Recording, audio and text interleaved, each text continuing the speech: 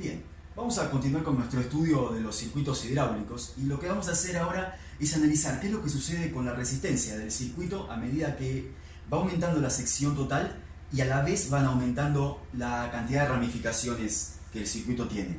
Entonces tomamos una situación hipotética en la cual podamos utilizar la ley de Poiseuille. De acuerdo con esta ley, la resistencia depende de la viscosidad del fluido y de la longitud y el radio de la tubería, y en muchas situaciones, en lugar de estudiarlo en términos de resistencia, nos conviene estudiarlo en términos de conductancia. La conductancia es la inversa de la resistencia y por lo tanto va a ser la expresión inversa de esta, de modo que todo lo que está en el denominador pasa al numerador y lo que está en el numerador pasa al denominador. Todo el estudio que vamos a hacer hoy, prácticamente todo, vamos a hacerlo en términos de conductancia solo por conveniencia. Entonces tomamos una situación hipotética en la cual tengamos un fluido incompresible circulando por una tubería de paredes rígidas donde no hay fuente ni sumidero, de modo que la continuidad se va a respetar absolutamente en todos los ejemplos que analicemos. La conductancia de esta tubería entonces está dada por la expresión que habíamos visto recién. La conductancia entonces de este tramo A depende entonces de la viscosidad del fluido que circula, del radio de la tubería y de la longitud del tubo. Como vamos a considerar varios ejemplos en los cuales siempre va a circular exactamente el mismo fluido y vamos a poner que todos tengan la misma longitud, pi, la viscosidad, el 8 por supuesto, y la longitud van a ser constantes. Entonces, como todo esto es una constante, vamos a llamarlo en todos los casos de la misma manera, llamémoslo X, de modo que la conductancia de este tramo A, de esta tubería, va a estar dada por todos estos valores que llamamos X multiplicado por la cuarta potencia del radio de ese tubo. Entonces, para comenzar tomamos un ejemplo en el cual el radio de la tubería valga 10 centímetros. De acuerdo con esto, no nos hace falta calcular la sección, pero la calculamos. La sección de esta tubería entonces va a ser pi por radio al cuadrado, de modo que esa sección es 3,14 pi por 10 centímetros, que es el radio del ejemplo que estamos tomando, 10 centímetros elevado al cuadrado. 10 centímetros elevado al cuadrado me da 100 centímetros cuadrados, multiplicado por 3,14 me da una sección total de 314 centímetros cuadrados. Y si ahora calculamos la conductancia de esta sección, tenemos que la conductancia entonces es X, que no nos importa cuánto vale porque tomábamos todas como constantes, por la cuarta potencia del radio, o sea, el radio de este lugar, 10 centímetros elevado a la cuarta. 10 a la cuarta me da 10.000. 10.000 centímetros a la cuarta. Centímetros a la cuarta va a ser igual para todos los valores que pongamos, así que vamos a omitir esa unidad. Y tenemos entonces que la conductancia de este lugar es 10.000 por X. Tomamos otro ejemplo ahora donde lo único que hacemos es tomar tubitos más pequeños, tubitos que tengan 1 centímetro de radio. Entonces lo que vamos a hacer es calcular cuánto vale la sección de cada uno de estos tubitos.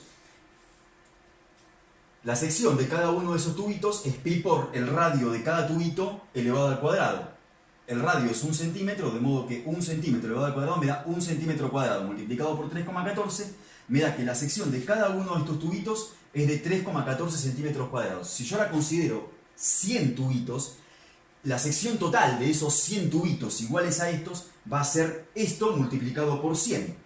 ¿Sí? De modo que van a ser estos 3,14 centímetros cuadrados multiplicados por 100, de modo que me da 314 centímetros cuadrados. La idea de este ejemplo es que la misma sección que yo tenía antes en un solo tubo, ahora la tengo en 100 tubos. Esta sección era la que habíamos encontrado antes, de modo que la sección total de todas esas ramitas es la misma que teníamos antes para esa rama, para ese caño grande. Si ahora calculamos la conductancia de estas 100 ramas más pequeñas, pero que mantienen la misma sección que antes, que la de antes me había dado 10.000X, tenemos entonces ahora que la conductancia de todo esto es X, la misma X de antes, por el radio de cada uno de los tubitos a la cuarta, ¿sí? Entonces, como el radio de cada tubito es 1 centímetro, lo elevamos a la cuarta, 1 centímetro a la cuarta me da 1 centímetro a la cuarta. Dijimos que ese centímetro a la cuarta vamos a dejarlo para facilitar las expresiones. Pero ahora yo tengo 100 tubos. Estamos considerando qué pasa con la conductancia de 100 tubos. De modo que la conductancia del total de esos 100 tubos va a ser 100 veces esto. Entonces mira que la conductancia total de esta situación B es 100 por X. De modo que la idea es que yo manteniendo la misma sección, pero habiendo dividido esa corriente en 100 ramitas que son iguales, lo que logré es que la conductancia sea mucho más pequeña. La de antes, con un solo tubo, me había dado 10.000X, y ahora esta es 100X, solamente por haber dividido la corriente en 100 tubos. De modo que a pesar de que la sección total es la misma, la resistencia ahora es 100 veces mayor, la conductancia es 100 veces menor. ¿Sí? 10.000 es 100%, o sea, 10.000 es 100 veces 100, es 100 veces más grande que 100. Entonces, para recordar una cosa con respecto a esto que vimos recién, cuando uno tiene resistencias conectadas en serie, la resistencia total es la suma de todas las resistencias de cada una de las partes. ¿Sí? De modo que la resistencia total se obtiene como la suma de las resistencias de todas las partes. Pero cuando se conectan resistencias en paralelo, la inversa de la resistencia total es la suma de las inversas de las resistencias individuales. De modo que si uno recuerda que la inversa de la resistencia es la conductancia, en paralelo uno puede sumar las inversas de las resistencias o sumar conductancias. De modo que la conductancia total es la suma de las conductancias individuales de cada uno de esos cañitos. Vamos a tomar un tercer ejemplo, donde ahora lo que tenemos son 100 tubos, igual que en el ejemplo B tenemos 100 tubos, la corriente divide en 100 tubos, pero cada uno de estos tubos, en lugar de tener un radio de 1 centímetro, tiene un radio de 2 centímetros. O sea, estoy duplicando el radio con respecto al ejemplo B. Calculamos la sección de esta parte, de cada uno de estos tubitos, entonces, la sección de cada tubito C es pi por el radio al cuadrado. Entonces me da 3,14 por esos 2 centímetros elevados al cuadrado, lo que me da 4 centímetros cuadrados. Multiplicado por 3,14 es 12,56. Si uno se fija, yo ahora estoy multiplicando, como dupliqué el radio, y 2 al cuadrado me da 4, yo estoy multiplicando esto por un número, este número por un número que es 4 veces más grande. Así que la sección total de cada uno de estos cañitos me da 4 veces la sección de cada uno de los tubitos del ejemplo B. Entonces la sección total, que va a estar dada por 100 veces esto, si considero que son 100 tubos con esta sección, entonces la sección total me da 1256 centímetros cuadrados, que es 4 veces más grande que la sección del ejemplo B y que la sección del ejemplo A, porque en A y B eran iguales. ¿Sí? Entonces ahora la sección total es 4 veces más grande. Si ahora miramos qué es lo que pasa con la conductancia de cada uno de estos tubitos de este ejemplo C va a ser X, que era pi sobre 8 por la viscosidad por L, por el radio a la cuarta. Y el radio en este caso es 2 centímetros, así que es X por 2 centímetros a la cuarta. 2 a la cuarta me da 16, así que la conductancia de cada uno de estos tubitos me da 16 por X. Entonces ahora, como yo estoy analizando qué es lo que pasa con 100 tubitos puestos uno al lado del otro, 100 puestos en paralelo, la conductancia total de esto me da 1600 por X. Entonces, vamos a comparar los resultados que obtuvimos en las tres situaciones. En la situación A, con un solo tubo de radio 10. En la situación B, con 100 tubos de radio 1. Y en la situación C, con 100 tubos de radio 2, todos midiendo lo mismo y por los cuales circula exactamente el mismo fluido. En la situación A, entonces, teníamos una sección total de 314 centímetros cuadrados y una conductancia de 10.000X. En la situación B, teníamos la misma sección total, pero la conductancia de estas 100 ramas me daba 100X. Cuando yo comparo estas dos, manteniendo la sección total, pero aumentando el número de ramas, la conductancia total me baja, es decir, que la resistencia me aumenta. Y en este caso, como vemos, este número es 100 veces más grande que este, así que la conductancia al dividir me baja 100 veces, es decir, que la resistencia me aumenta 100 veces. Si ahora tomamos la comparación entre la situación B y la situación C, teníamos que en la situación B la sección total me daba 314 centímetros cuadrados, pero en la situación C la sección total me da 1256, que es un número 4 veces más grande. La conductancia total de todo esto, de estas 100 ramas, me da 100X, y la conductancia total de estas 100 ramas me da 1600X, es decir, que me aumenta la conductancia 16 veces, 1600 es 16 veces más grande que 100. De modo que aquí yo tengo que ver que al mantener constante el número de ramas, pero aumentar la sección total, ¿sí? Si todas las ramas son iguales, al aumentar la sección total, lo que me da es que la conductancia total aumenta. Entonces, cuando comparo A con B, veo que si la sección total se mantiene, pero aumenta el número de ramas, la resistencia me aumenta, es decir, la conductancia me baja. Pero si yo lo que hago es mantener el número de ramas y aumento la sección, la resistencia me baja, es decir, la conductancia me aumenta.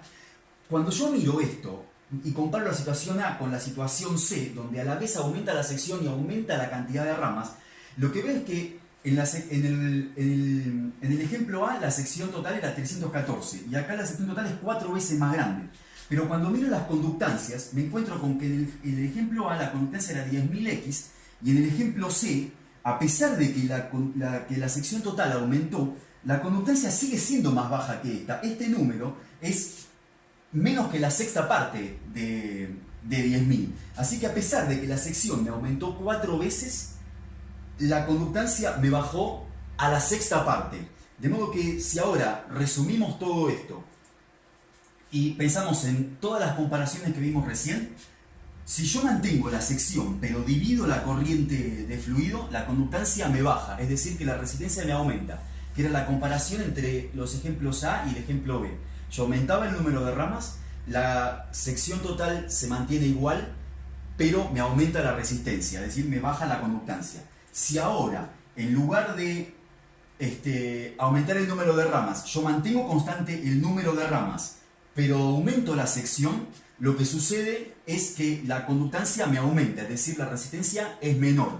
Pero cuando me pasan las dos cosas y yo aumento la sección y a la vez aumento el número de ramas, lo que pasa con la resistencia o con la conductancia, que para el caso, para estudiarlo es considerarlo de una manera o de la otra, es lo mismo. Lo que pasa entonces cuando yo aumento las ramas y aumento la sección total, depende de cuántas veces aumente la cantidad de ramas y cuántas veces aumente la sección total. De acuerdo con esos dos valores, la resistencia total va a aumentar o va a disminuir. Entonces, cuando intentamos aplicar estas ideas a la circulación sistémica y pulmonar, uno se encuentra con que desde la arteria de salida, sea la aorta o sea la pulmonar, hasta los capilares, la sección total va aumentando. Y el efecto de aumentar la sección total es que la resistencia me baja, pero a la vez va aumentando el número de ramas. Y el aumento del número de ramas me aumenta la resistencia. Entonces, ¿qué es lo que sucede finalmente con la resistencia total de esas partes del circuito? Depende de cómo vaya ocurriendo la ramificación y cómo vaya ocurriendo el aumento de la sección total. Y de esta manera uno se encuentra con que en la circulación sistémica la relación que hay entre las ramificaciones y el aumento de sección total da lugar a que en las arteriolas la resistencia sea más grande en ese lugar, mientras que en el circuito pulmonar la relación determina que la mayor resistencia se encuentra en los capilares. Cuando yo trato de estudiar un circuito de este tipo, que tiene una línea de corriente que se divide en dos y luego vuelve a juntarse, la resistencia total de todo este tramo entre A y C está dado por la suma de las resistencias de cada uno de estos tramos. La cuestión ahora es que la relación que haya entre la resistencia A y la resistencia del tramo B, es decir, si la resistencia de esta parte es mayor o menor que esta, depende de cuánto haya cambiado la sección y de cuántas ramas se hayan creado. Pero la cuestión es que si a este circuito que ya está armado yo le agrego una rama, por ejemplo acá, de modo que el tramo B con la resistencia que tenía ahora tiene una rama más, a esta parte del circuito lo que yo estoy haciendo es aumentarle la cantidad de lugar por donde el fluido puede pasar. De modo que lo que estoy haciendo es bajarle la resistencia, o si uno quiere, le está agregando una conductancia. De modo que ahora la resistencia de este tramo B, de todo este tramo B, es menor que la resistencia de este tramo B. ¿Sí? Entonces la resistencia de esto va a ser más grande que la resistencia de esto. Es decir, yo estoy, en este caso, con este ejemplo, estoy aumentando la conductancia. Entonces, cuando yo conecto una resistencia en paralelo, o sea, en realidad le estoy agregando una conductancia, un lugar más por donde puede pasar la corriente, lo que estoy haciendo es bajar la resistencia total. Y uno se tiene que plantear si esto puede pasar en el cuerpo. Y efectivamente sí, esto pasa en el cuerpo en algunas circunstancias.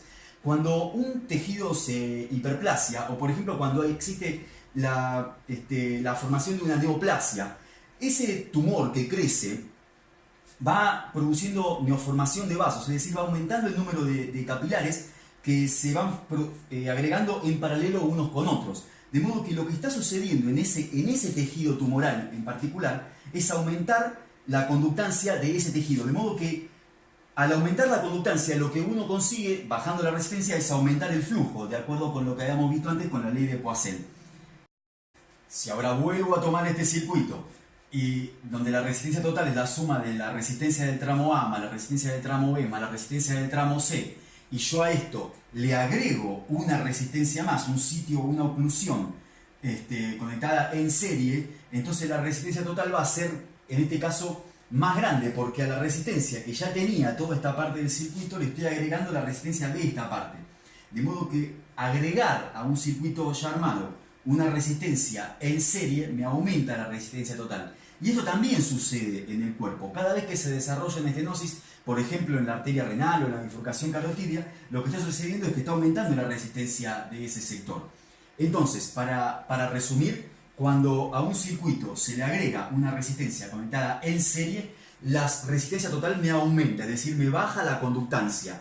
Y cuando yo a un circuito le agrego una línea más colocada en paralelo, la resistencia total me baja, es decir, me aumenta la conductancia.